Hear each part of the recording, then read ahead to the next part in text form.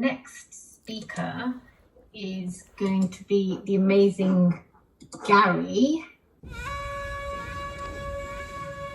Comrades, thank you for joining us on this historic afternoon. My objective today is to proffer radical decentralization as an idea whose time has come, to pitch this bold new revolution as an acceptance movement, not a resistance, and to awaken as many as possible to the notion that we now have the tools to build a completely new world.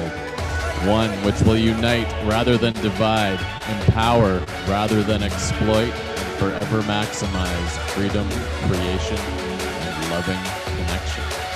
For the purposes of today, we define decentralization as the decentralization of power.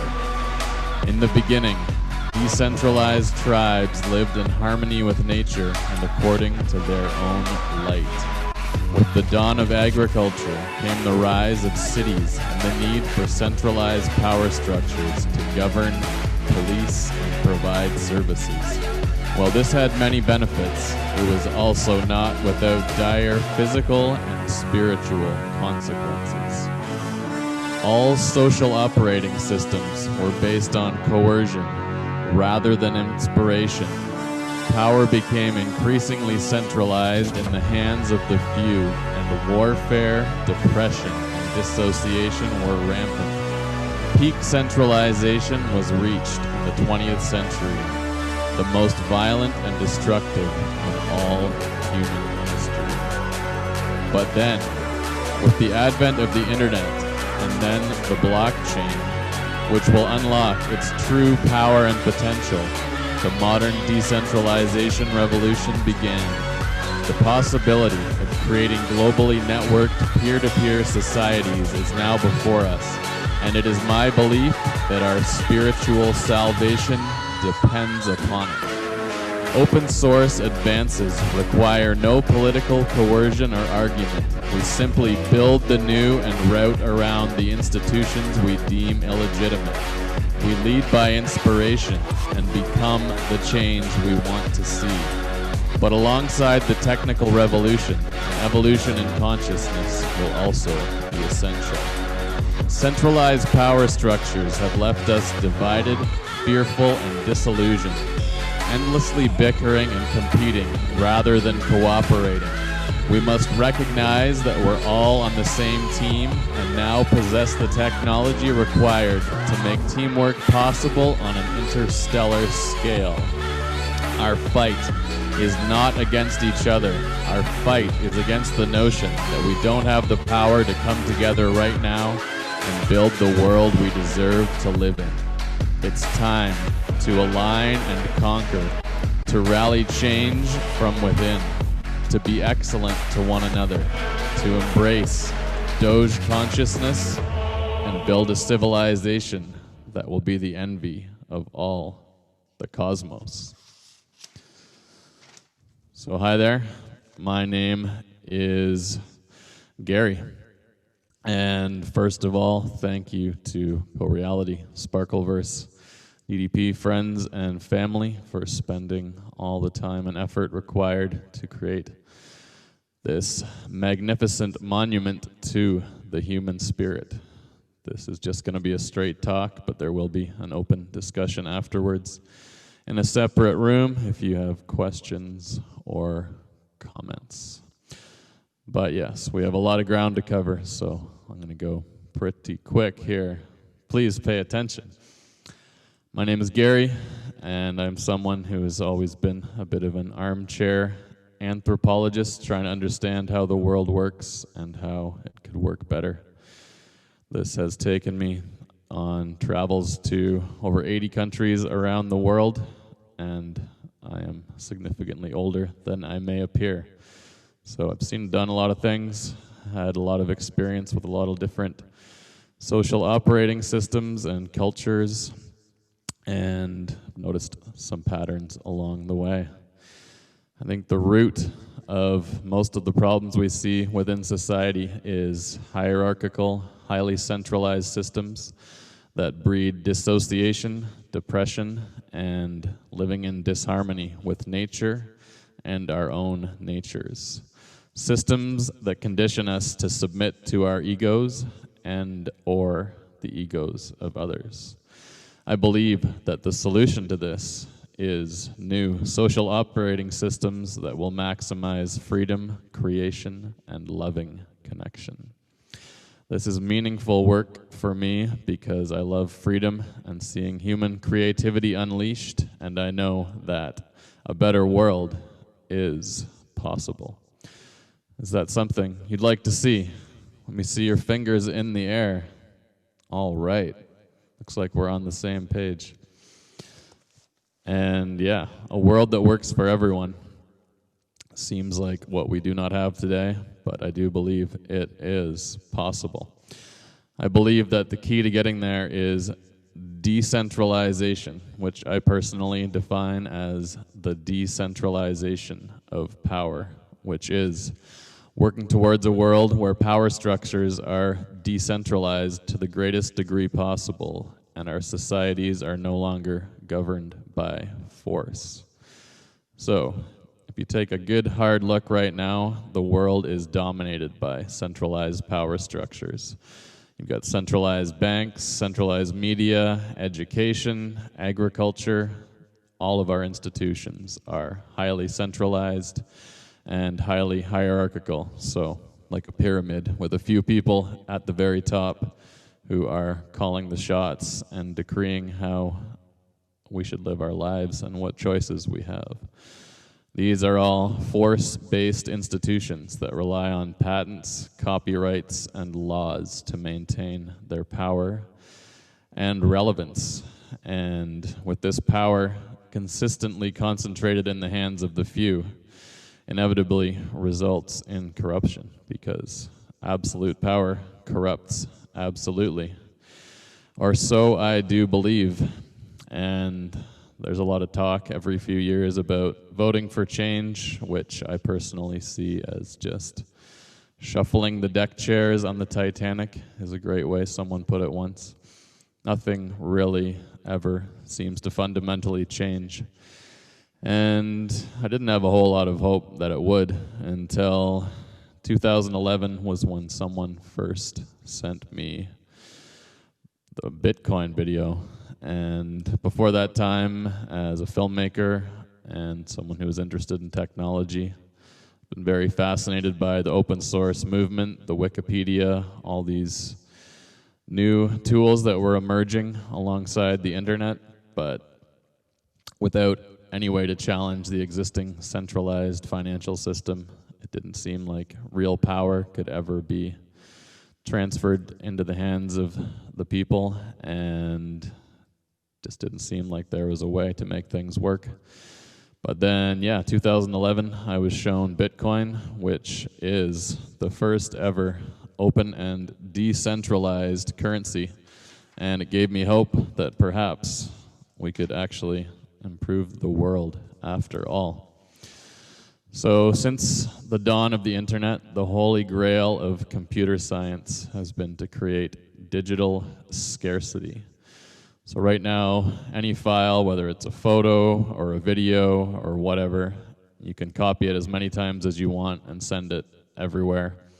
There's no way to prevent copying. The internet is an infinite copying machine, and for like 20 years of the internet's history, no one could figure out how to create something that had digital scarcity that could function as digital money or digital store of value. And then in 2009, there was an anonymous person or people who released a white paper for a thing called Bitcoin, and they had cracked the code through a very complicated series of calculations. And at first it was kind of ignored, and then more and more crazy super genius hackers started looking at this thing, and they're like, wow, this might actually be the thing. And they slowly started working together to build and expand this open source software. To really understand the significance, though, you need to understand what open source software is all about and how the economics of today work. And I was a weird person who had the weird luck to have a background in both of those things. So when I first saw Bitcoin, I knew that this was a huge, huge event in human history. So basically how open source is, how it works is, it means the source code is transparent. So any software, any program, there's a code behind it that governs how it works and what it does. And there's basically closed source, where you can't see the code, you don't know exactly what's going on behind the scenes. And then there's also open source, where everything behind the scenes is completely transparent. And the whole movement was started by a hero of the movement named Richard Stallman, who I think it was in the early 80s. He saw what was coming and he realized that this technology and this new digital age was going to be a tool to either enslave or liberate humanity. And he dedicated his life to the cause of open source and ensuring that this would be something that would be of the people, by the people, for the people. And since then, we have seen an explosion in open source software. It's not something you really hear about or know about general day-to-day life, but it is behind many of our operating systems and much of the internet. And the idea is that if everyone can see the source code, then everyone all around the world can constantly be assessing it to see if it has bugs, if it has problems, and also working together to evolve it. And they've made some pretty amazing systems that allow for this, emergent collaboration. And it has been an amazing demonstration of the possibility of human collaborative potential, which is pretty much just benevolent working together to try and create something not driven by a profit motive. So it is very cool. And the other component of Bitcoin is also, how is it different from our existing financial system?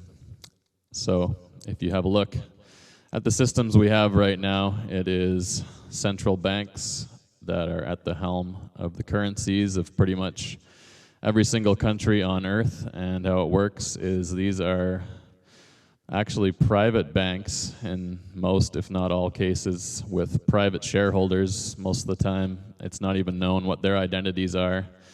And this bank has the authority to create money out of nothing and lend it to the country at interest. So you're seeing this now, especially with the pandemic, like the US just printed or borrowed another $6, $7, $8 trillion. So that money isn't just created by the government, it's created by this private central bank and lent out at interest. And this is just trillions of dollars all over the world. It's this system that just keeps vacuuming all the wealth of the world up to this 1% of the 1%, or maybe 1% of that. So this is one of the most powerful hierarchical systems where basically we are all just, life's pretty good, but there could be a much better way to share resources, I do believe, and a way to distribute power much more equitably. And yeah, with Bitcoin, it's totally transparent. There's a fixed supply, and you can see exactly how much is created, exactly where it is, and where it's gone to. So this is completely different from this totally opaque and arbitrary system that we have right now, which can be corrupted and co-opted. And yeah, this is how governments have billions, trillions of dollars to finance endless wars and endless programs that may or may not help anything.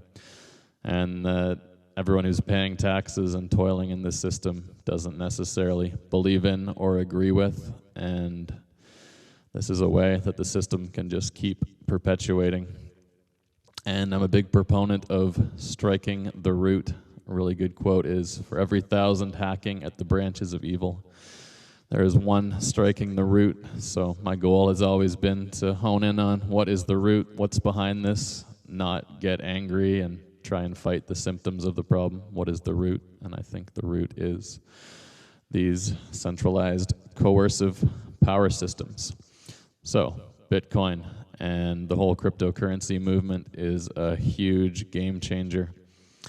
And because it's open source, it's not like a government currency where if you're born in Canada or the States, you're forced to use this currency. It's never really going to change or evolve. The source code for Bitcoin was totally open, so you can fork it off, you can copy it, you can evolve it and make a different one. And now you see there's thousands of different competing cryptocurrencies and tokens and all things based on this blockchain technology is what it's called behind it. Don't have time to get into exactly how it works, but it has been working very well for the last 12 years. So yeah, there's all these different coins. Bitcoin, Ethereum, Doge, everyone's personal favorite. And once this technology had been out for a little bit, people started to realize that it wasn't just for currency. It was part of this greater decentralization revolution, which if you look at Airbnb is kind of the decentralization of accommodations away from centralized hotels. Uber is decentralization of taxi services. Craigslist is decentralization of marketplaces. But the next level of that is these entities are only partially decentralized because it's still a central corporation that's operating. And you're still using centralized currencies, centralized credit card systems to do all the payments. So it's still ultimately just a device to funnel money and power up to a very few people within society.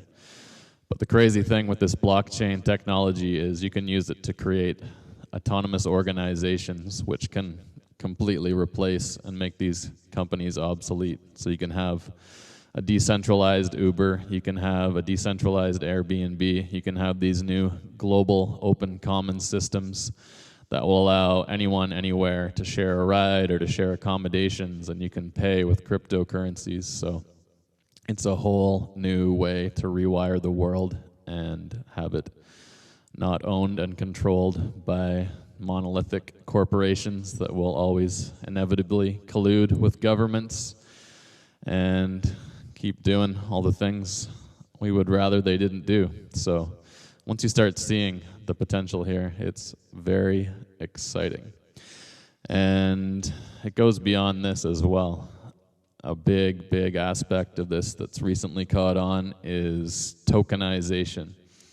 So it's not just companies. Any piece of like real estate, any bridge, any road, any like well, water supply, any of the physical infrastructure within society can potentially be tokenized. It can be broken into tiny little bits, and then anyone, anywhere can invest and own a portion of that. So if you're starting a new town somewhere, you can break it into tiny pieces. Everyone that moves there can potentially own a piece of it and collectively invest in it, and then you don't rely on a government to come along and build it or fix it or take care of it. And you don't have to worry about the corruption that always happens with contractors. It's like a whole new way for us to decentralize the world and not rely on centralized power structures. And yeah, you can take pride and joy in building your whole community and be working together. And I think that centralized power structures have really destroyed community over the years. You have a lot of government programs that are dedicated to helping and uplifting people, but when we all have to pay more and more taxes to fund these programs that are very often less efficient or effective than people within the community working together, knowing exactly what people in that community probably need and want way better than some government thousands of miles away. It's so crazy. Like, this is, in my opinion, we're still living in the dark ages, and this is a way to completely turn everything upside down, and then it's not going to matter who gets elected next. It's not going to be living in fear of what happens 4 years from now. It's like taking power and accountability back and making them obsolete. And one, I'm not super knowledgeable about it, but Sweden or Switzerland has a really interesting decentralized system of governance where apparently they don't really even know who the president or prime minister is. It's like a federated system of people controlling the country. It's also really interesting too. They have, I think, one of the highest gun ownership rates in the world. They have like a huge amount of people have military training and they own assault rifles. It's a way to have a decentralized army, but it's done really well, and they have minimal problems with gun violence, and they're also a country that is able to defend itself. So it is a very interesting example. So I'm pretty excited about all this technology, but there is also a dystopian possibility, other side of the coin. If you've been following what's going on in China right now, they're talking about creating their own blockchain monetary system where they can trace and track every transaction that's ever happened, which would give a government total control. And they have what's called a social credit system. So they're basically, everyone has a government ID, and they have facial recognition cameras all over, like hundreds of millions of cameras, and they can trace and track everyone's movement. And if you are not an obedient citizen, your social credit score will go down, and that restricts your access to travel, to banking.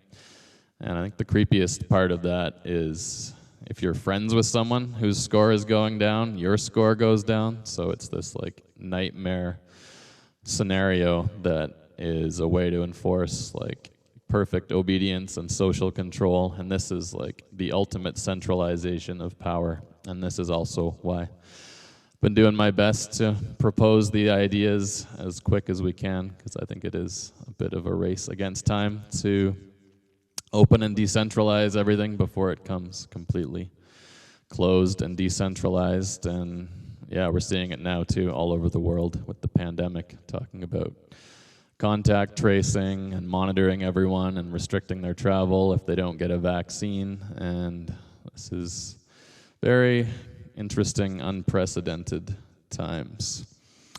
And yeah, other decentralization technology. It's a very cool time in history. All these things are unfolding at the same time. You've got solar power, which is decentralized energy, 3D printing, which is decentralized manufacturing. So you've got 3D printed housing. They can print like a whole high-rise out of concrete, lower the cost of production astoundingly. 3D printed metal. They're even 3D printing meat now. You can 3D print drugs. So all this is amazing decentralization of manufacturing. And in line with the solar power, they have now super efficient vertical farming, which is LED light farming. So you could turn like a high-rise building into a vertical farm in the middle of a city, and then you don't have to transport this stuff millions of miles across the world. You can grow it all right there, and you can have your energy right there, so you're not reliant on a government or anyone else to provide it. You can use that energy also to purify water. Drones and autonomous cars will allow for delivery if we were to create new off-the-grid societies where we could just print all this stuff and rebuild communities exactly as we would like to see and not be beholden to anyone else to live our lives, which is the life I want to live. There's also decentralization of medical knowledge, educational knowledge. Like, I don't know why it's not happening already, but you could potentially, anyone with any medical degree anywhere in the world, you could have a two-way video link and not need to go to a doctor's office. If you have any kind of ailment, you could just log in, show them what you have, and then get a diagnosis right there. Like, it must be happening somewhere. So share that in the comments if you're aware of it. The Wikipedia, Khan Academy, Khan Academy, are great examples of open source educational tools. And yeah, all this stuff together makes it a very exciting time to be alive, I believe, even though there's a lot of doom and gloom and worry. And I am hopeful for the future. But while all this stuff sounds good, we also need, I believe, to make it cool and fun, because if it's not fun, it's not sustainable.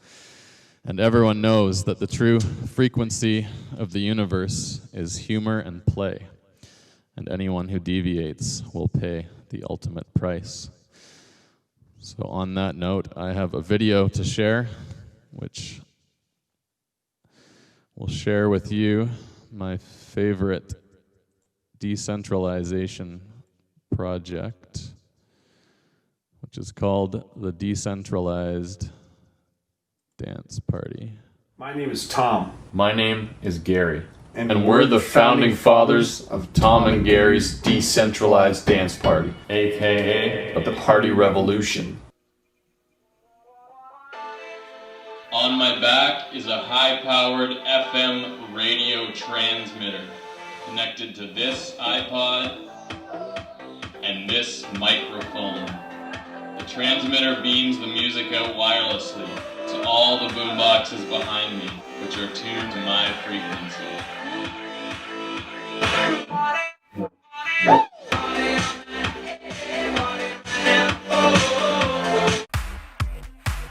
We get hundreds of boom boxes, hand them out to thousands of people, and party everywhere possible. Our first party was just us and a few close friends, but within 6 months, we were attracting literally tens of thousands of people.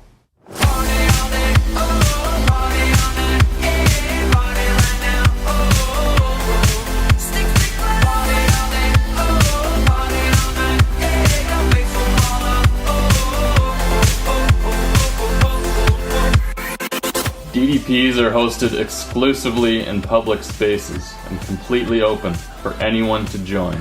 Everybody of any age, background, and style is encouraged to come out and let loose. The DDP consistently brings thousands of strangers together, and the spectrum is incredible. Moms, Dads, kids, people of color, women of color, jocks, nerds, crust punks, homeless people. business professionals. The list goes on. No attitudes, no judgment, and no rules. The most inclusive parties possible. And the whole operation is crowdfunded. The only branding to be found is on signs we hand out that say fun on them. We're in the business of creating pure joy, the only bottom line that truly matters. The DDP brings people together and sets them free. As outlined in our party manifesto, the prime objective is to create an experience so novel and exciting and free that the atmosphere itself releases everyone from their inhibitions, rather than relying on drugs or alcohol. This is why our parties always proceed peacefully and respectfully, no matter how crazy they get. Partying by elevating consciousness rather than destroying it. That's where the revolution truly begins, and why this goes far beyond partying. Starting out, we had no idea that partying could unite so many people in such an incredible way, and we're extremely excited to see what will happen when we apply it on a global scale. Our plan is to deliver the DDP to every single country on the face of the earth and unite the world in celebration, especially all the hotbeds of strife and division, like the demilitarized zone between North and South Korea, the Middle East, and Transnistria. Along the way, we'll create an interactive web series that people can follow and participate in, and set up autonomous DDP party cells in every country we visit. Once complete, we'll broadcast a simultaneous global dance party to everyone on the planet at the same time, and create a crazy night of global unity where all inhibitions are erased and it is clearly demonstrated that we should stop all the fussing and the fighting and live forever onwards in total peace and harmony. It'll be the coolest human achievement since we shot a monkey into space, and we'll win the Nobel Prize for partying and all live happily ever after. The party revolution needs you.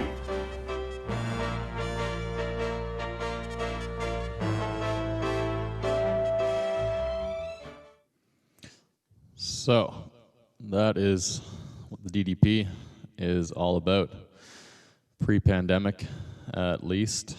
And yeah, it is governed by the Party Manifesto, which is a quick recipe for dissolving the ego So the recipe for a good party is clothing. You want to have some sort of funny costumery, not taking yourself too seriously.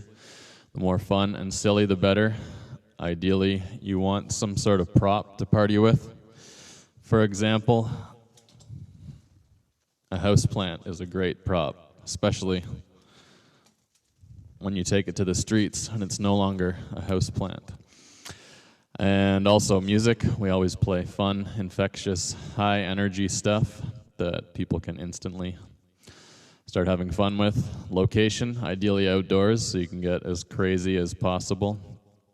Behavior, we recommend following the lead of children. If you watch kids in a playground, they're partying all day, all night, just singing and dancing and not caring at all. There's no ego happening. They're just having a good old time. And why wouldn't we? It's because we've submitted to the terminal consumer culture forces of doom. So partying is an instant antidote to that. Other interesting aspects of the DDP, we've always tried to make it 100% family friendly, just pure joy and innocent celebration. For us, that's way more unique and interesting and inspiring than a grown-up party. And there's nothing cooler than seeing grannies and grandpas and kids, everyone together, just going for it and having a good time. Also, no advertising, in line with Burning Man, decommodification, just seeking to create the most uplifting experience possible. It is not a sales pitch, and there is some real magic in that. Don't have a whole lot of time to go into the last 11 years of this thing, but we basically started with one boombox, had an idea to get hundreds of boomboxes and an FM transmitter and a backpack, beam it out, and within 6 months we had grown from 20 people to about 20,000 during the Olympics here in Vancouver. And once we saw how powerful and amazing this thing was, how it could just instantly unite thousands of people, regardless of background or the identity that had been conferred upon them by society, we knew that it was very necessary to keep this thing going. So we self-organized tours across Canada and the USA, basically just rented an RV, threw a bunch of boom boxes in and a bunch of friends in banana suits and just went for it across the country. No permits, no permissions. We used decentralized fundraising, crowdfunding to raise the money to do it all. Nearly broke even once. And yeah, we just kept going and filming everything along the way. The ultimate goal was always a world tour. 2012, we went to Burning Man for the first time, and it was just super, super cool to see all these parallels. We'd both kind of started as just these wacky things that friends got together and did, and then slowly divined and distilled principles that were at the core of the magic and that would keep it going. So that is the 10 principles of Burning Man, and we're pretty much the same thing, just a little more family friendly, less on the adult tip. And yeah, it was really, really cool to go to Burning Man, and I was just looking around and saying like, wow, like this is like an open source civilization. Like they just create this template in the desert, this open canvas that anyone can come in and co-create and build on, and it's just this manifestation of what we want to see and enjoy, and having it decommodified is obviously a total game changer. To be immersed in that for a week or more, and then when you get back to the default world, you realize how almost everything is transactional or some kind of a sales pitch or someone trying to do something along those lines with you. And yeah, very, very cool. And yeah, learning more about the history of partying as we went further. There's a really cool book by Barbara Ehrenreich called Dancing in the Streets, A History of Collective Joy. And she talks about how when the colonialists were traveling all around the world, all these ancient civilizations they found, they all had these ancient party rituals where everyone would come together, the whole community, and they just have these crazy, ecstatic celebrations that went for hours, and this was like a way that they would bind society together and uplift everyone, and it was just this essential force within all these societies that had been going for hundreds or thousands of years. And of course, when they showed up, they're like, oh, this is some horrible, evil thing. We need to put an end to it. And you see the legacy of that today in most Western societies. Your public celebration options are very limited. You've got paywalls behind everything. It's like you have to go to the bar or some festival behind a gate, and there's all these restrictive alcohol laws and drug laws and everything that pushes celebration way out to the periphery and makes it illegal and very hard and complicated. And you see the fallout from that. Repression breeding rebellion. So we have all these laws against drugs and alcohol, and you see all these teenagers just sneak off and do it in the woods or do it just because it's cool, because it's not allowed. And ultimately, as with, I believe, any force-based intervention from government or any other institution, it ends up resulting in the opposite of the intended effect. So it's been very neat with the DDP to find a way. Like, normally for anything like this, you need a permit, you need permission, you need a big budget.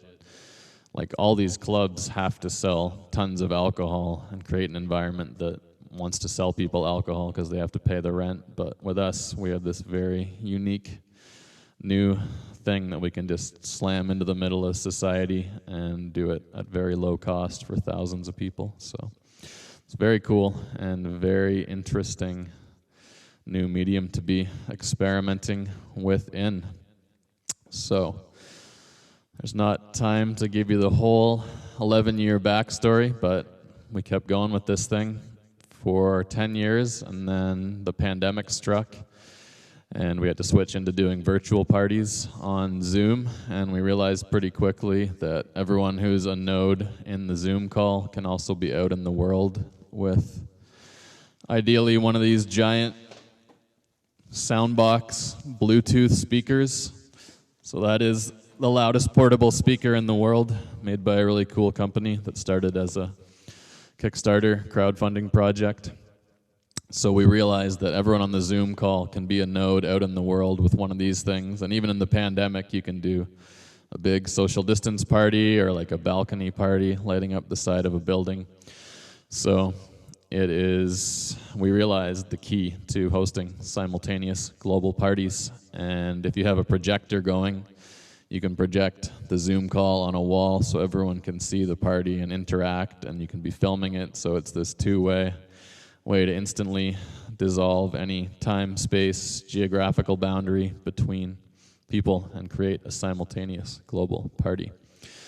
So within this adversity, we have been pretty stoked to finally figure this out, and we've been working hard towards it for the past 9 months, especially in collaboration with Co-Reality Collective in the Sparkleverse, making all these new amazing virtual friends all over the world, and all on board with this idea that the best step forward for humanity is to create this global party platform. And Sparkleverse software is also open source, so when I saw that, I was just like, oh man, this is too perfect. So very stoked to be collaborating with those folks.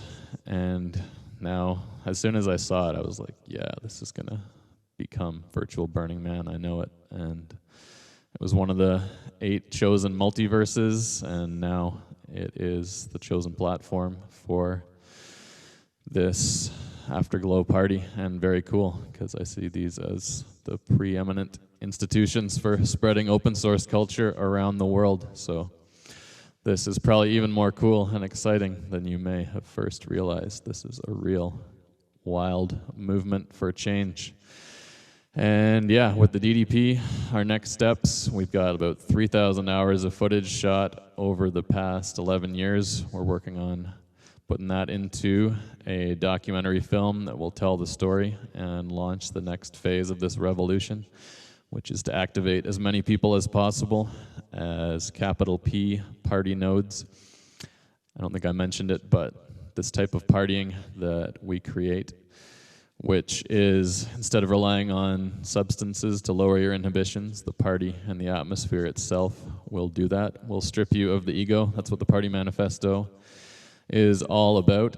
So, yeah, the goal is to spread this capital P party culture across the globe and have everyone on Earth hopefully set up with sound systems sharing the music and the party love back into public spaces, waging peace on a global scale, because that's one of the big realizations we had, is that partying, capital P partying, is the opposite of violence, and a coordinated capital P party campaign would be the opposite of a war. So this is a way to wage peace on a global scale, which is pretty cool and exciting, and why so many people have dedicated so much time to this thing that may at first glance appear silly and frivolous, but we are very serious about being silly. And as the Doge says, silliness is next to godliness. So the plan is to create this documentary, also a field manual, and we have a DDP app that's free, open to anyone. You press the party button and you show up as a node on a global party map so we can all see each other and find each other. And yeah, the ultimate goal is, we believe, if we execute this and unite the world, we can win the Nobel Peace Prize for partying. And it's not really about winning the prize. It's about uniting the world, obviously, but it would be a hilarious thing to do. And it would not be without precedent. You may not have heard the story of the Christmas truce, but for me it is one of the most hopeful and fascinating stories in all human history. Basically, World War I, trench warfare, and the Germans and the British were facing off, killing each other in the trenches, and then on Christmas Day, the Germans started singing a song, a Christmas carol, and then calling them out to meet in the middle in the no man's land, and somehow, against all the odds, they ended up, through the power of this party, they got together in the middle, and people that had been killing each other and couldn't even speak to each other and probably hated each other, within minutes, the power of the party united these people.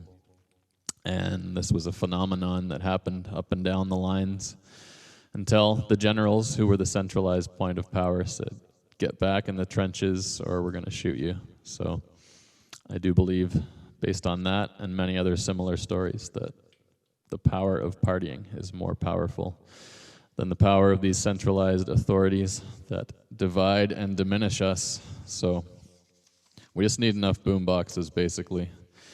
And it is a done deal. So ultimately, yeah, comes down to intention. That's why I believe the DDP has worked out so well for so many years. Another big part of the story is that throughout all these parties, we've done over 100 all over the world, all kinds of places. And when we started doing these tours, traveling everywhere, people were like, "Oh no, you can't get away with it. You can't do it there. The police are different. In Eastern Canada, they're different in the States. It's like a police state. You can't go down there. You're going to get arrested. People are going to steal all your boom boxes." And I was always like, I don't think so.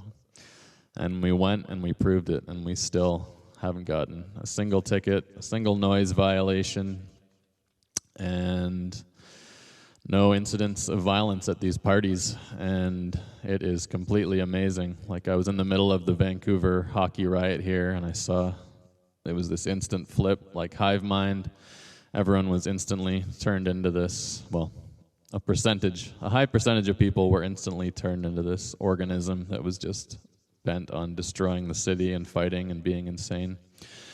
And when I was in there, I realized, wow, this is what's happening in the party. Like, it's this new normal that completely transforms consciousness. It's this shared consciousness that instead of destruction is focusing on construction. So it's a constructive mob, which is very interesting.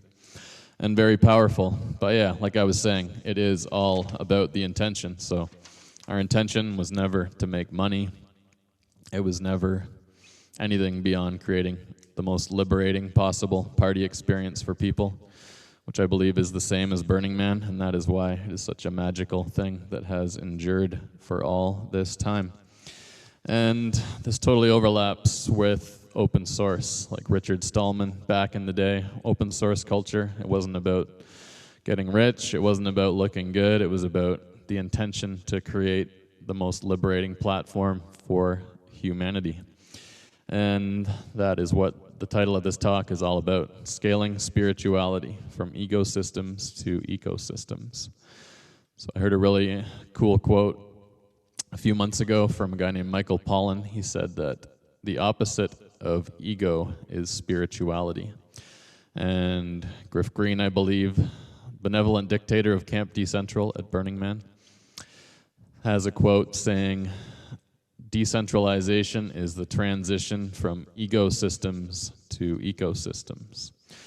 So, if spirituality is the opposite of ego, and decentralization is the transition from ecosystems to ecosystems, then decentralization is the transition from ecosystems to spiritual systems. Therefore, decentralization is spirituality at scale.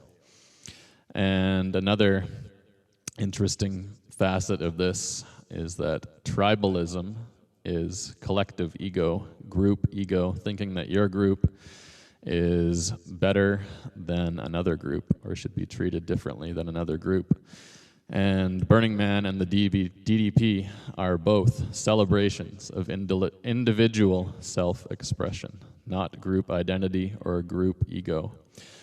And another very interesting thing that's happening right now is there's a psychedelic renaissance you've probably heard happening, which is for a lot of people a tool to help dissolve the ego and dissolve tribalism, to stop seeing themselves in terms of these groups and all of us as unique individuals with unique stories and backgrounds and possibilities. And I think that is the key to successfully creating a culture that will wage peace on a global scale.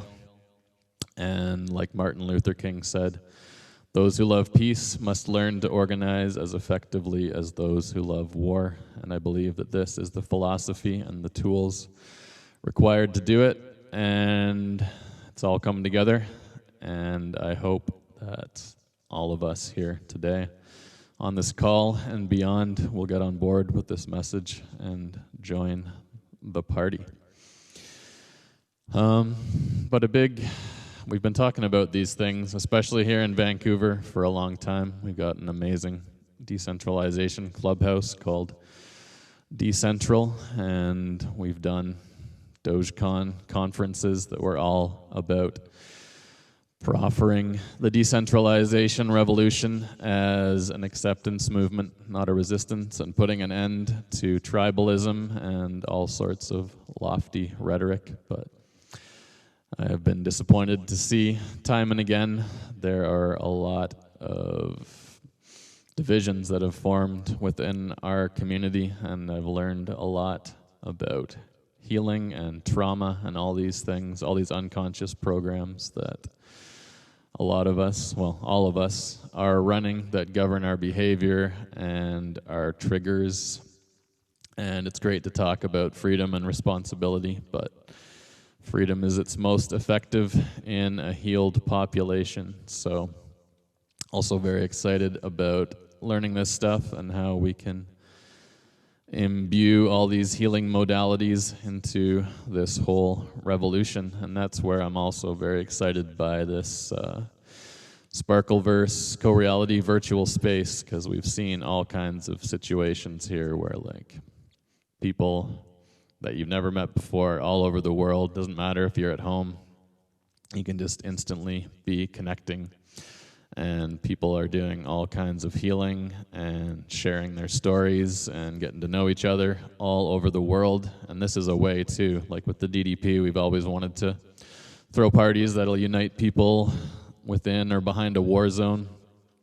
and realize that this is the way. Like, you could have people, it doesn't matter borders or boundaries, you can all be here getting to know each other and partying together and seeing each other as hopefully individuals, not people that are part of this group identity, whether that's a country or a religion or whatever. It's finally a safe space where we can all get to know each other and collaborate and start getting behind these ideas and building them together. And I think it's very good and exciting to see Burning Man and Sparkleverse and DDP, all of it meshing together, because I think this is the most powerful culture for individual expression and love between all of us. And that's what we've started referring to it as within the DDP, when you see someone just like totally lost in this moment and just purely expressing what they are, who they are, how they feel,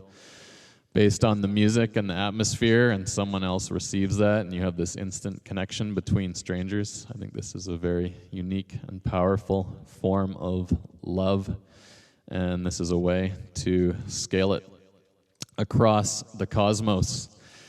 And yeah, I think that is what spirituality ultimately is love, which is pure expression and connection. And if you're running in unconscious programs, or you're conforming to a group identity, or anything that isn't 100% you, there is a block in the way of the love. So this is a recipe for dissolving the ego and expanding and extrapolating the love across the universe. This is not protesting the problems or voting for change. It's embodying the solutions. It's criticizing by creating. And I believe and know in my heart that this is the only way forward. So I hope that this has been a convincing and compelling speech if you weren't already on board with these ideas. Another good quote here from my good friend Caveat Magister says, where some believe that we can achieve great change by altering the logistics of how we use technology and apply government policy, Burning Man posits that we can fundamentally change our condition by better expressing our humanity. And I believe that is what we're doing here today, is expressing our humanity to the best of our ability. So thank you for fearlessly going for it and expressing what is inside. I promise that I will continue to do the same to the best of my ability, and together we can uplift each other and do this thing. You may have noticed that there is a Doge, 2 Doges on my party armor.